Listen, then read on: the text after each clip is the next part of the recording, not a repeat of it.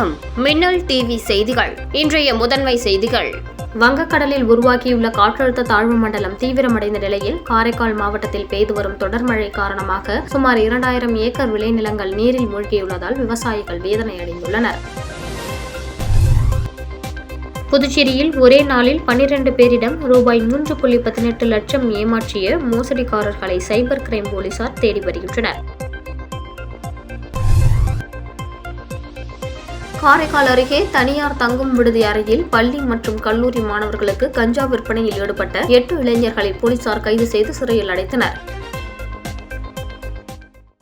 வங்கக்கடலில் உருவாகியுள்ள காற்றழுத்த தாழ்வு மண்டலம் தீவிரமடைந்த நிலையில் காரைக்கால் மாவட்டத்தில் பெய்து வரும் தொடர் மழை காரணமாக சுமார் 2000 ஏக்கர் விளைநிலங்கள் நீரில் மூழ்கியுள்ளதால் விவசாயிகள் வேதனை அடைந்துள்ளனர். புதுச்சேரி மாநிலம் காரைக்கால் மாவட்டத்தில் நேற்று காலை முதல் பரவலாக விட்டு கனமழை பெய்து வருகிறது. வங்கக்கடலில் உருவாகியுள்ள காற்றழுத்த தாழ்வு மண்டலம் தீவிரமடைந்து வெங்கல் புயலாக மாற உள்ள நிலையில் டெல்டா மாவட்டங்கள் குறிப்பாக காரைக்கால் மாவட்டத்தில் பரவலாக விட்டு கனமழை பெய்து வருகிறது. இன்று காலை வரை சுமார் 9 சென்டிமீட்டர் மழை பெய்துள்ள நிலையில் மாவட்டத்தில் பல்வேறு பகுதியில் உள்ள குடியிருப்பு மற்றும் சுமார் 2000 ஏக்கர் விவசாய நிலங்கள் நீரில் மூழ்கியுள்ளன. காரைக்கால் அடுத்த தலத்தெரு மேற்கு பகுதியில் அமைந்துள்ள சுமார் 200 ஏக்கர் விளைநிலங்கள் மழைநீரில் மூழ்கியுள்ளது.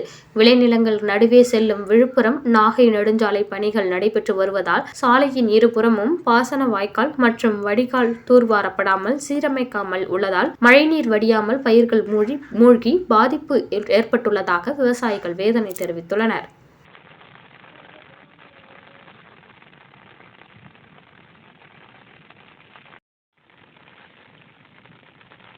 மாவட்டத்தில் தொடர்ச்சியா 3 நாள் மழை பெஞ்சதுங்க. பார்த்தீங்கன்னா இன்னைக்கு பயிரெல்லாம் காரைக்கால் சுமார் 4800 ஹெக்டர் பரப்பளவு விவசாயம் பண்ணியிருக்கோம். சம்பா தாளடி தொடர் மழையினால பயிரெல்லாம் தண்ணியில் இன்னைக்கு பயிரெல்லாம் முழு பயிரெல்லாம் அழுவ ஆரம்பிச்சிட்டு விவசாயிகளுடைய வாழ்வாதாரம்லாம் போயிட்டு பெரும்பாலான விவசாயிகள் இந்த ஆண்டு பேங்க்ல தான் நகை கடனை வச்சு வட்டிக்கு பணம் வாங்கி தான் விவசாயம் பண்ணியிருக்காங்க. உடனடியாக இந்திய நாட்டுடைய பாரத பிரதமர் நரேந்திர மோடி நேரடியாக பார்வைக்கு எங்களுக்கு நிவாரணம் வழங்கினா மட்டும்தான் முடியும். மேலும் விவசாயிகளுடைய வாழ்வாதாரத்துக்கு நகை கடனை தள்ளுபடி பண்ணணும். புதுச்சேரியில் ஒரே நாளில் 12 பேரிடம் ரூபாய் 3.18 லட்சம் ஏமாற்றிய மோசடிக்காரர்களை சைபர் கிரைம் போலீசார் தேடி வருகின்றனர். புதுச்சேரியில் இளைஞர் ஒருவரிடம் அவரது கிரிக்கெட் கார்டிற்கு 90,000 பரிசு விழுந்ததாக கூறி குறிப்பிட்ட சில தகவல்களை மர்ம நபர்கள் கேட்டனர். அதை நம்பி தகவல்களை அனுப்பியவுடன் அவருடைய அக்கவுண்டில் இருந்து 9,999 ரூபாய் எடுக்கப்பட்டது. ஒரு நபரிடம் ஸ்கிராட்ச் கார்டில் 10,000 பரிசு விழுந்ததாக மர்ம நபர்கள் கூறினர். அதை பெற 499 செலுத்தி அவர் ஏமாந்தார். அதேபோல இணைய வழியில் டாஸ்க் முடிந்தால் அதிக பணம் தருவதாக மோசடிக்காரர்கள் தெரிவித்தனர். இதை நம்பி 3 பேர் முறையே 59,000, 25,000, 3,500 ரூபாயை பறி கொடுத்தனர். பிரபல பைனான்ஸ் நிறுவனத்தில் குறைந்த வட்டிக்கு லோன் வாங்கி தருகிறோம் என 3 பேரிடம் 28,000, 6,000 மற்றும் 2,500 ரூபாயை மர்ம நபர்கள் ஏமாற்றினர். தனியார் வங்கியில் இருந்து அனுப்புவது போல இளைஞர் ஒருவருக்கு மர்ம நபர்கள் ஒரு லிங்கை அனுப்பினர். அதில் சில விவரங்களை பதிவிட சொன்னதை அடுத்து அவரும் நம்பி அதில் பதிவிட்டார். அதற்கு பிறகு அவருடைய வங்கி கணக்கில் இருந்து 23,000 ரூபாய் எடுக்கப்பட்டது. பாதிக்கப்பட்டவர்கள் புகார் அளித்ததை தொடர்ந்து சைபர் கிரைம் போலீசார் விசாரணை நடத்தி வருகின்றனர். காரைக்கால் அருகே தனியார் தங்கும் விடுதி அறையில் பள்ளி மற்றும் கல்லூரி மாணவர்களுக்கு கஞ்சா விற்பனையில் ஈடுபட்ட 8 இளைஞர்களை போலீசார் கைது செய்து சிறையில் அடைத்தனர். காரைக்கால் அடுத்த நிரவி மெயின் ரோட்டில் உள்ள தனியார் தங்கும் விடுதியில் இளைஞர்கள் சிலர் கஞ்சா விற்பனை செய்வதாக நிரவி காவல் நிலைய போலீசாருக்கு ரகசிய தகவல் வந்தது. இதனையடுத்து போலீசார் அந்த ஹோட்டலில் சோதனை செய்தபோது ஒரே அறையில் 8 இளைஞர்கள் கஞ்சா போதையில் கஞ்சா விற்பனை செய்து வந்தது தெரிய வந்தது. இதனையடுத்து அவர்களை பிடித்து சோதனை செய்தபோது பள்ளி மற்றும் கல்லூரி மாணவர்களுக்கு கஞ்சா விற்பதாக கஞ்சா பொட்டலங்களில் எடை பார்க்கும் கருவி மூலம் தயார் செய்து வந்தது கண்டுபிடிக்கப்பட்டது. தொடர் விசாரணையில் காரைக்காலை சேர்ந்த கிருத்திக் ரோஷன், கிருஷ்ணகுமார், ஆதில், ரஃபீக், சாகுல் அகமது, ஹாரூன் இஸ்மாயில், அந்தோனி, ஷகில் ஆகியோர் என்பது தெரிய வந்தது. தொடர்ந்து அவர்களை சோதனை செய்ததில் 8 நபரிடம் பல்வேறு எடை கிராம்களை கொண்ட ரூபாய் 30,000 மதிப்பிலான பாலித்தீன் பைகளில் சுமார் 260 கிராம் கஞ்சா பொட்டலங்கள் இருப்பது கண்டுபிடிக்கப்பட்டது. தொடர்ந்து 8 பேரையும் கைது செய்து கஞ்சா பொட்டலங்கள், 7 செல்போன்கள், 4 விலை உயர்ந்த இருசக்கர வாகனங்கள், கஞ்சா விற்பனைக்காக பயன்படுத்தப்பட்ட எடை பார்க்கும் கருவி மற்றும் ரூபாய் 7,500 பணம் பறிமுதல் செய்யப்பட்டு காரைக்கால் நீதிமன்றத்தில் ஆஜர்படுத்தப்பட்டு சிறையில் அடைக்கப்பட்டனர்.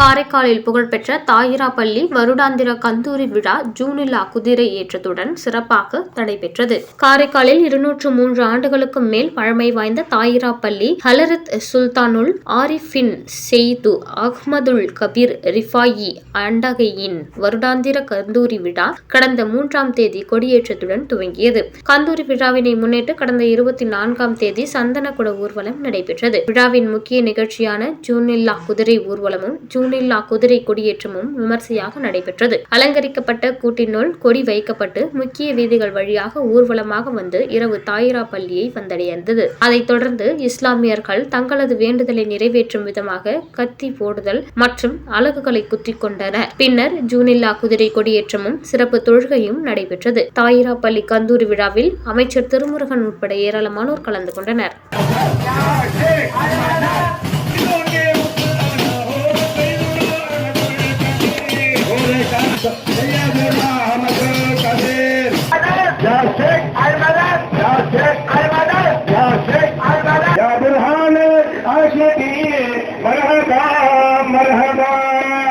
வங்கக்கடலில் உருவாகியுள்ள காற்றழுத்த தாழ்வு மண்டலம் தீவிரமடைந்து வரும் நிலையில் காரைக்கால் மாவட்டத்தில் இன்று காலை முதல் விட்டுவிட்டு கனமழை பெய்து வருகிறது. காரைக்கால் மாவட்டத்தில் வங்கக்கடலில் உருவாகியுள்ள காற்றழுத்த தாழ்வு மண்டலம் தீவிரமடைந்து வரும் நிலையில் இன்று காலை முதல் மாவட்டம் முழுவதும் பரவலாக விட்டுவிட்டு கனமழை பெய்து வருகிறது. நேற்று காலை முதல் இன்று காலை வரை காரைக்கால் மாவட்டத்தில் சுமார் 9 சென்டிமீட்டர் அளவிற்கு மழை பெய்துள்ளது. மேலும் காரைக்கால் மாவட்ட கடலோர மீனவ கிராம பகுதியில் கடல் அலை சீற்றமாக காணப்படுகிறது. கடல் சீற்றம் காரணமாக காரைக்கால் மாவட்ட 11 கிராம மீனவர்கள் கடலுக்குள் மீன் பிடிக்க செல்லவில்லை. 300க்கும் மேற்பட்ட விசைப்படகுகள் மற்றும் 500க்கும் மேற்பட்ட ஃபைபர் படகுகள் துறைமுகத்தில் நிறுத்தி வைக்கப்பட்டுள்ளது.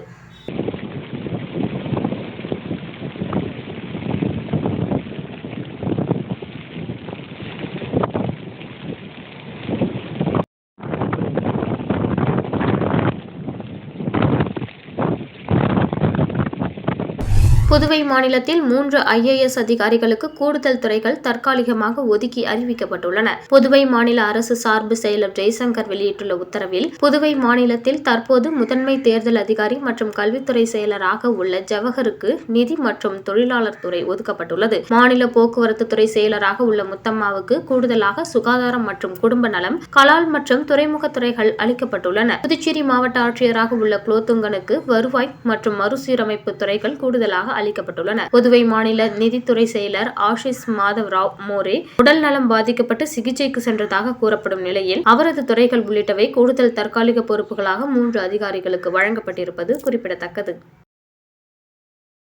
பஞ்சாயத்து ராஜ் சட்டப்படி புதுவையில் உள்ளாட்சி தேர்தல் நடத்த வேண்டும் என காங்கிரசின் ராஜீவ்காந்தி பஞ்சாயத்து ராஜ் சங்கதன் அமைப்பின் தேசிய தலைவர் ஹர்ஷ்வர்தன் சப்கல் தெரிவித்துள்ளார். புதுச்சேரி அரியாங்குப்பத்தில் தனியார் மண்டபத்தில் ராஜீவ்காந்தி பஞ்சாயத்து ராஜ் சங்கதன் அமைப்பின் சார்பில் உள்ளாட்சி தேர்தல் குறித்த கருத்தரங்கம் நடைபெற்றது. இந்த அமைப்பின் புதுவை மாநில தலைவர் அமுதரசன் தலைமை தாங்கினார். முன்னாள் முதல்வர் நாராயணசாமி, முன்னாள் அமைச்சர் கந்தசாமி மற்றும் முன்னாள் MLA-க்கள் அனந்தராமன், பாலன் உள்ளிட்டோர் வாழ்த்தி பேசினர். தேசிய தலைவர் ஹர்ஷ்வர்தன் சப்கல் பேசுகையில், மக்களவை, சட்டப்பேரவை போன்று உள்ளாட்சி அமைப்பும் முக்கியத்துவம் வாய்ந்தது. அதன் அடிப்படையில்தான் பாமரர்களும் அரசு பதவியை பெற முடியும் என்று மறைந்த முன்னாள் பிரதமர் ராஜீவ்காந்தி பஞ்சாயத்து ராஜ் சட்டத்தை செயல்படுத்தினார். ஆனால் தற்போது புதுவையில் உள்ளாட்சி தேர்தல் நடைபெறவில்லை. அந்த தேர்தல் நடத்தப்பட்டால் மத்திய அரசிடமிருந்து உள்ளாட்சிகள் உட்கட்டமைப்பு மேம்பாட்டுக்கான நிதியை பெற முடியும். ஆகவே புதுவை மாநிலத்தில் உள்ளாட்சி தேர்தலை நடத்த வேண்டும் என்றார். இதில் ராகுல் காந்தி தேசிய பேரவைத் தலைவர் RE சேகர் உட்பட ஏராளமானோர் கலந்து கொண்டனர். அவர்களுக்கு சான்றிதழ்கள் வழங்கப்பட்டன. புதுவை மத்திய பல்கலைக்கழக தொழில்நுட்பத்துறை சார்பில் வடிவமைக்கப்பட்ட மின்முனை பொருட்களான லித்தியம், காற்று பேட்டரிகள் மற்றும் ஹைபிரிட் ஆற்றல் சேமிப்பு சாதனத்துக்கு 3 காப்புரிமைகளை மத்திய கட்டுப்பாட்டாளர் பிரிவு வழங்கியுள்ளது. இதுகுறித்து பல்கலைக்கழகம் வெளியிட்டுள்ள செய்திக்குறிப்பில், புதுவை பல்கலைக்கழகத்தின் பசுமை ஆற்றல் தொழில்நுட்பத்துறை பேராசிரியர் ஏழுமலையின் நிலையான மின்முனை பொருட்கள் மற்றும் லித்தியம் அயன், லித்தியம் காற்று பேட்டரிகள் மற்றும் ஹைபிரிட் ஆற்றல் சேமிப்பு பயன்பாட்டிற்கான வடிவமைப்பு உருவாக்கம் ஆகியவற்றுக்காக 3 காப்புரிமைகளை மத்திய அரசின் காப்புரிமை கட்டுப்பாட்டாளர் வழங்கியுள்ளார். காப்புரிமையானது புதுவை பல்கலைக்கழகம் மற்றும் மத்திய மின் ஆராய்ச்சி நிறுவனத்திற்கு கூட்டாக வழங்கப்பட்டது. காப்புரிமை பெற்று பல்கலைக்கழகத்திற்கு பெருமை சேர்த்த பேராசிரியர் ஏழுமலை மற்றும் ஆராய்ச்சி மாணவர்களுக்கு புதுவை பல்கலைக்கழக துணைவேந்தர் தரணிக்கரசு வாழ்த்து தெரிவித்தார்.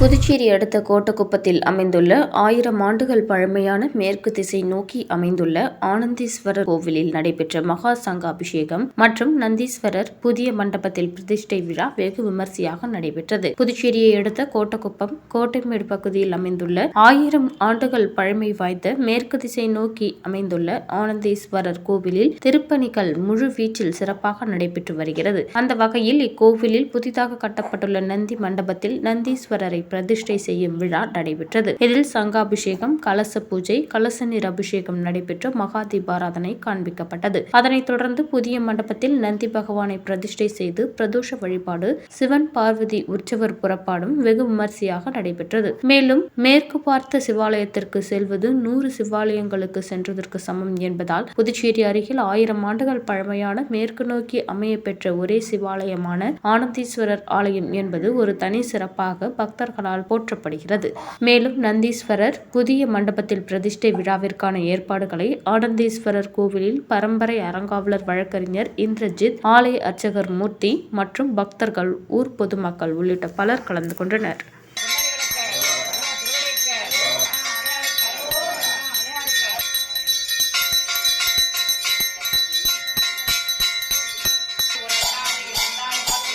புதுச்சேரி அதிமுக இளைஞர் மற்றும் இளம் பெண்கள் பாசறையின் மாநில செயலாளர் தமிழ்வேந்தன் முன்னிலையில் புதிய நிர்வாகிகள் புதுவை மாநில செயலாளர் அன்பழகனை சந்தித்து வாழ்த்து பெற்றனர். புதுச்சேரி அதிமுகவிற்கு மாநில மற்றும் தொகுதி வாரியாக புதிய நிர்வாகிகளை அதிமுக பொதுச் செயலாளர் எடப்பாடி பழனிசாமி அறிவித்துள்ளார். அதன்படி புதிதாக அறிவிக்கப்பட்ட நிர்வாகிகள் மாநில செயலாளர் அன்பழகனை நேரில் சந்தித்து வாழ்த்து பெற்றனர். அந்த வகையில் அதிமுக இளைஞர் மற்றும் இளம் பெண்கள் பாசறையின் மாநில செயலாளர் தமிழ்வேந்தன் தலைமையில் புதிய நிர்வாகிகள் அறிமுகம் மற்றும் ஆலோசனை கூட்டம் உப்பளத்தில் உள்ள தலைமை அலுவலகத்தில் நடைபெற்றது. இதில் சிறப்பு அழைப்பாளராக புதுவை மாநில செயலாளர் அன்பழகன் கலந்து கொண்டு புதிய நிர்வாகிகளுக்கு வாழ்த்து தெரிவித்து சிறப்புரையாற்றினார். இந்த நிகழ்ச்சியில் இளைஞர் மற்றும் இளம் பெண்கள் பாசறை மாநில தலைவர் தீபிகாவதி, மாநில துணைத் தலைவர்கள் மணவாளன், சுபாஷ், மாநில இணை செயலாளர்கள் சூர்யா, நஜீத், மதன்குமார், விக்னேஷ், மாநில துணை செயலாளர்கள் லோகேஷ், கார்த்திக், திருமலை மற்றும் மாநில பொருளாளர் ராஜா உட்பட நிர்வாகிகள் பலர் கலந்து கொண்டனர்.